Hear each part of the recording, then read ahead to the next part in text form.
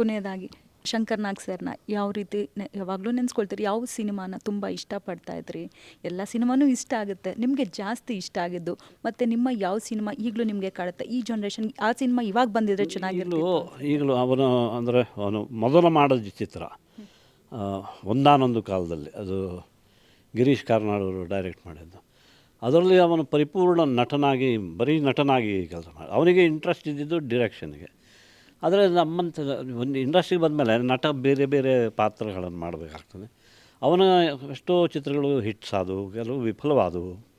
ಆದರೆ ಅದಕ್ಕೆ as a director ಅವನು ಕ್ಲಿಕ್ ಆಗಿದ್ದು ಅಂದರೆ in a very very big way, ನಾಡಿನಲ್ಲಿ, ದೇಶದಲ್ಲಿ ಮತ್ತು ಇಂಟರ್ನ್ಯಾಷನಲಿ ಆಲ್ಸೋ. ಮಾಲ್ಗುಡಿ ಡೇಸಲ್ಲಿ ಆರ್ ಕೆ ನಾರಾಯಣರ ಕಥೆಗಳನ್ನು ಅವನು ಮಾಡಿದಾಗ, ಸೊ ಅದರಲ್ಲಿ ನಾನು ಪಾರ್ಟಿಸಿಪೇಟ್ ಮಾಡಿದ್ದೆ. ಒಂದಾನೊಂದು ಕಾಲದಲ್ಲಿ ಆ ಚಿತ್ರದಲ್ಲಿ ಅವನಿಗೆ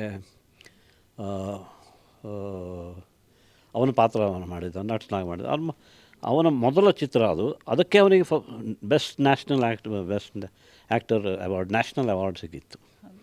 ಸೊ ಬಟ್ ಅದರ ನಂತರ ಅವನು ಆ್ಯಕ್ಟಿಂಗ್ ಬಗ್ಗೆ ಅವನು he was not serious. But ಡೈರೆಕ್ಷನಲ್ಲೂ ಕೂಡ ಆಮೇಲೆ ಇವನು ಮಾಲ್ಗುಡಿ ಡೇಸಲ್ಲಿ ಅವನ ಮಾಡಿದ್ದ. ತುಂಬ ಚೆನ್ನಾಗಿತ್ತು. Right, thank you. ಥ್ಯಾಂಕ್ಸ್.